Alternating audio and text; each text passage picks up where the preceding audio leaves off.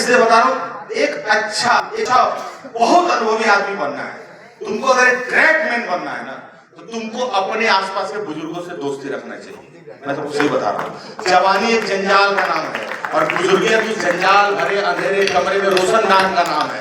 एक रोशनी आने के लिए वेंटिलेटर छोड़ कर रखना किसी भी कीमत पर। अगर दादा दादी नहीं हो, नाना नानी नहीं हो, तो पड़ोसी के बूढ़े से दोस्ती करना, लेकिन करना।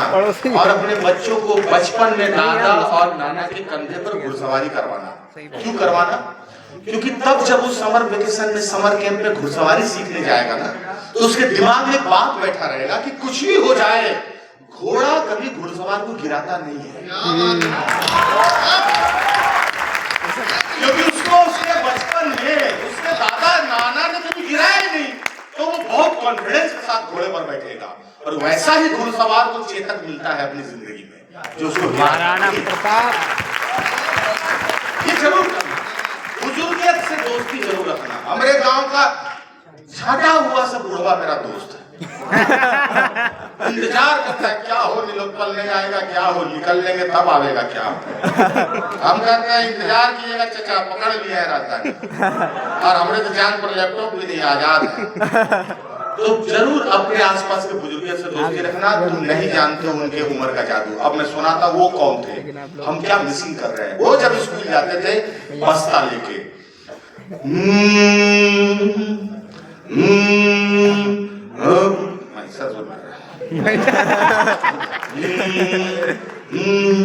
अरे स्कूल की दीवारों पर जा दिल बना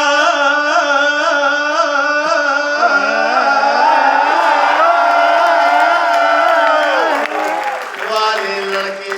कौन थे लोग? कौन थे? अब कभी हम लोग स्कूल जाते दिल बना देते थे। अब वो दिल पूजवा का है कि नेहवा का है,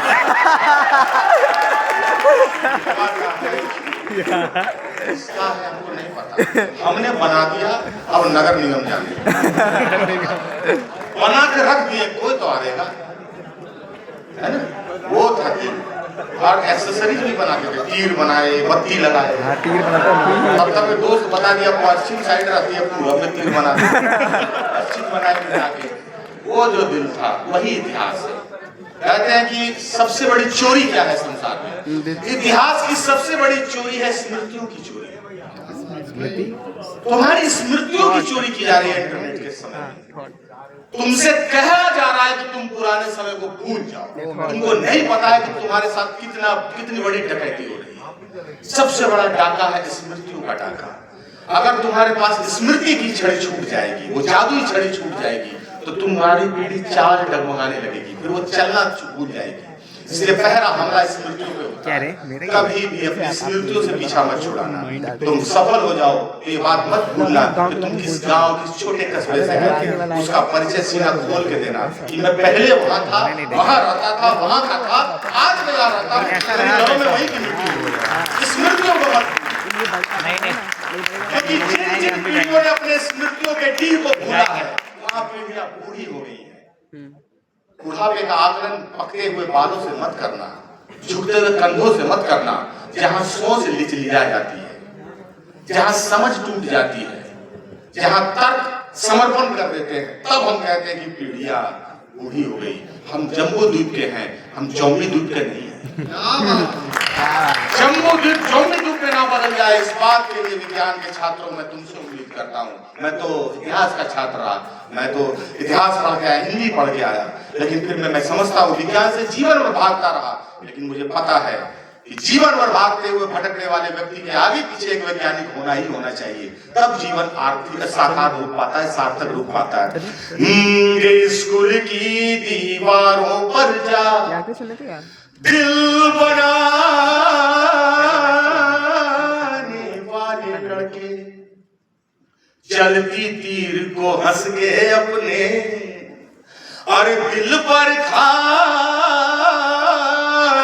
वाले लड़के, और उड़ती तीर भी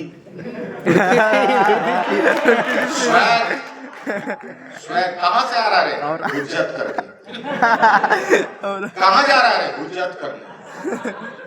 क्या करे? अरे मार।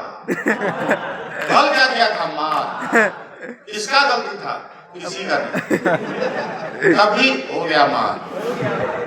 कि उड़ती तीर भी खुद पर लेके लड़ भिड़ जाने वाले लड़के, और दिल टूटे तो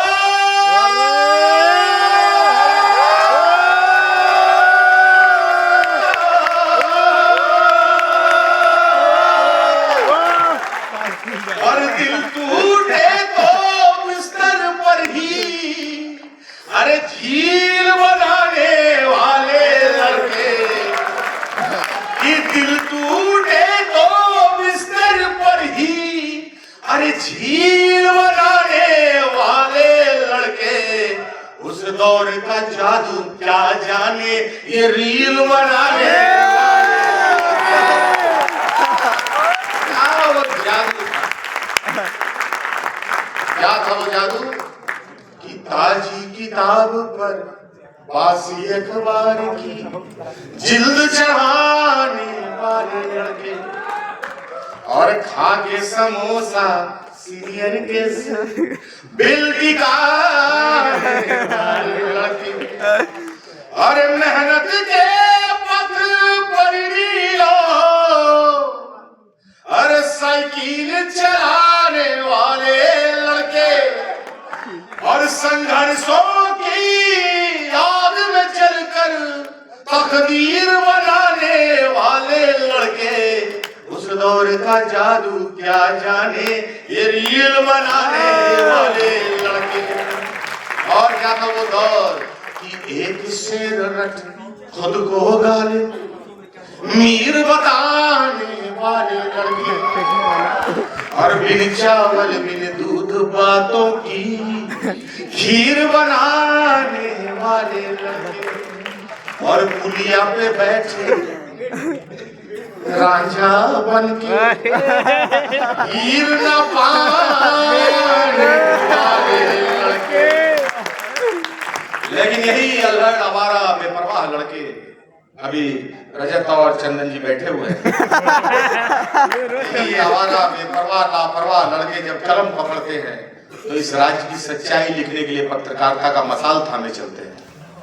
इसी राज्य की यही आपकी बहन जिससे अभी जो बैठी हुई है और जो कह रही है कि मैं डॉक्टर थी, लेकिन डॉक्टर होकर कविता ही पढ़ना, डॉक्टरी के पैसे को छोड़ देना नहीं होता है। आपको नहीं पता है कि मैं क्या कह रहा हूं कि एक ऐसे समय में जहां बहुत तरह की विसंगतियां हैं, वहां साहित्य की भी सर्जरी की जरूरत है, इसलिए वहां भी डॉक्टर को आना चाहिए।